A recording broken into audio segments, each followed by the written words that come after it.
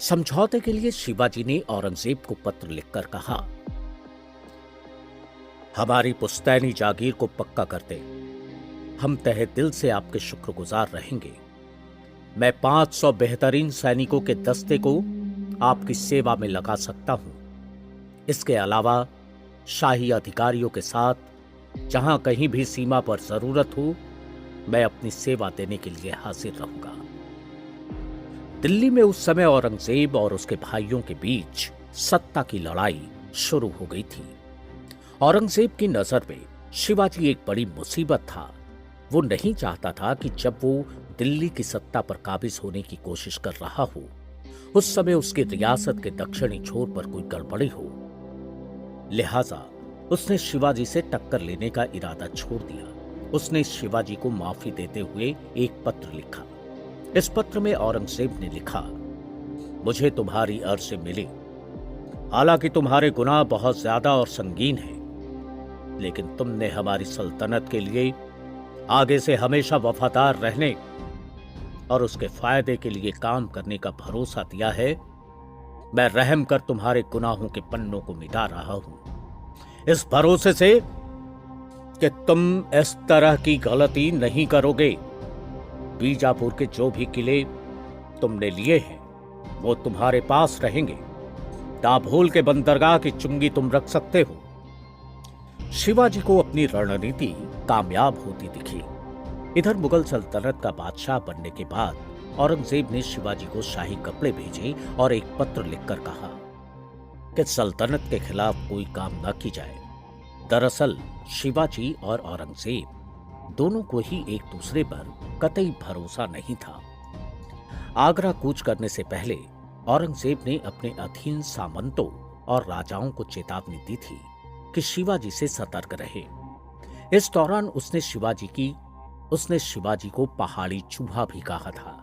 असल में शिवाजी का खौफ ऐसा था कि औरंगजेब ने बीजापुर के सुल्तान को कहा था कि अगर शिवाजी को कोई जागीर देनी है तो दूर कर्नाटक में दे, जिससे वो मुगल सीमा से दूर रहे। दूसरी तरफ शिवाजी हिंदवी स्वराज्य की स्थापना का अपना प्रण भूले नहीं थे, लेकिन ये प्रण सिर्फ किले और रियासतों को जीतने से पूरा नहीं होता।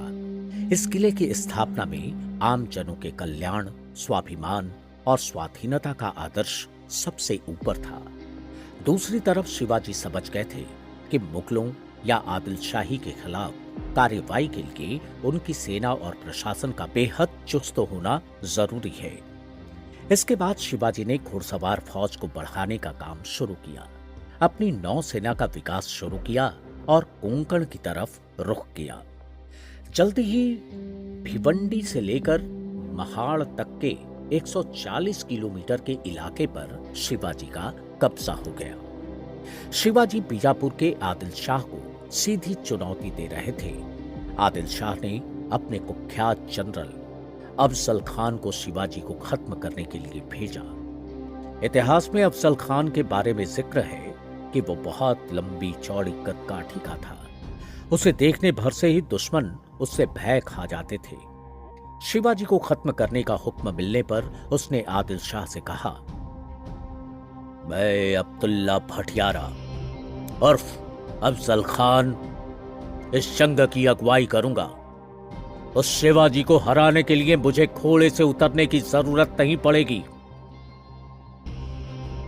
कहा जाता है कि अपने वक्त में अफजल खान अपनी क्रूरता के लिए जाना जाता था। अफजल खान की फौज शिवाजी की सेना को खदेड़ने लगी। शिवाजी ने प्रतापगढ़ के किले में शरण ली। मराठों के हालात ठीक नहीं थे, लिहाजा शिवाजी के कुछ सलाहकारों ने शिवाजी के सामने अफजल खान से समझौता करने का प्रस्ताव दिया, लेकिन शिवाजी को यह प्रस्ताव बिल्कुल मंजूर नहीं था। वे अपने सलाहकारों से बोले, ना ना ना ना, समझौता नहीं, हमारी जीत पक्की है।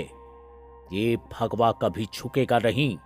मां भवानी ने मुझे जीत का भरोसा दिलाया है। शिवाजी अपने फैसले पर अडिग रहे, क्योंकि उनके पास एक रणनीति थी जो पूरी तरह से उनकी बहादुरी पर टिकी थी। रणनीति की शुरुआत इस बात से हुई कि उन्होंने ये कहना शुरू किया कि अफजल खान जैसे सेनापति का मुकाबला वो कतई नहीं कर सकते। वो हथियार डालने के लिए तैयार है, बशर्ते कि उनकी जान बख्श दी जाए। रणनीति के मुताबिक ये बात अफजल खान तक पहुंची। मराठों की हालत देखकर अफजल खान को तुरंत इन बातों पर यकीन हो गया। अफजल खान ने गोपीनाथ नाम के एक दूत को शिवाजी के पास भेजा, इस संदेश के साथ कि उनके पिता शाहजी भोसले उसके दोस्त हैं और उसकी मंशा शिवाजी को आदिल शाह की सेवा में जोड़ने भर की है। शिवाजी यही चाहते थे। गोपीनाथ ने शिवाजी के लिए नया रास्ता खोल दिया था। शिवाजी गोपीनाथ से मिले और उसे धन और धर्म की बात कर अपने पक्ष में करने के लिए शिवाजी उससे बोले, आप तो ब्राह्मण हैं, धर्म के रक्षक हैं। आप बताइए, मैंने ऐसा कौन सा काम किया है जिसे हमारे धर्म के लोगों को परेशानी हुई हो? मैंने तो हिंदुओं की रक्षा के लिए तलवार उठाई है। इस अफजल खान ने मुझे मारने के लिए कितने मंदिरों को गिराया है, यहां तक कि पंढरपुर के मंदिर को भी अपने हाथों से अशुद्ध किया है। मैं आपकी मदद के लिए, आपको कुछ भी देने के लिए तैयार हूं, बस आप इशारा कीजिए। कहा जाता है कि शिवाजी की बातें सुनने के बाद गोपीनाथ ने मां भवानी के सामने शिवाजी की मदद करने का प्रण लिया और अफजल खान को ठिकाने लगाने की योजना बनाई। योजना के मुताबिक शिवाजी और अफजल खान को मिलना था। अफजल खान मिलने के लिए तैयार हो गया। किले से कुछ दूरी में मिलने का फैसला हुआ। कहा गया कि दोनों के साथ एक एक ही अंगरक्षक रहेंगे। अफजल के पास जाने के लिए तैयार होते हुए शिवाजी ने उससे अपनी असली मुलाकात की तैयारी कर ली थी। उन्होंने सीने पर अपने कपड़ों के नीचे कवच पहना, अपनी टोपी के नीचे लोहे की छोटी कड़ाही उल्टी करके रखी, दोनों बाजुओं के नीचे बाजूबंद में पतला छुरा छुपा कर रखा, बाएं हाथ की अंगुलियों में सिकड़ी से बंधा हुआ बघनखा यानी बाघ के नाखूनों जैसे कांटों वाला हथियार दबाया। अंत में तय वक्त पर शिवाजी और अफजल खान एक खुली जगह पर शामियाने के नीचे मिलने पहुंचे। शामियाने में दोनों तरफ से 4-4 लोग मौजूद थे, 2-2 अंगरक्षक और 2-2 वार्ताकार। शिवाजी बाहर से बिना किसी शस्त्र के दिखाई दे रहे थे, लेकिन जब वो अफजल खान से मिलने पहुंचे तो उन्होंने देखा कि अफजल की कमर पर एक छुरा लटक रहा है। अफजल खान कद में तो शिवाजी से बहुत बड़ा था। शिवाजी के सामने आते ही अफजल उनसे गले मिलने के लिए आगे झुका, लेकिन उनकी मंशा कुछ और थी।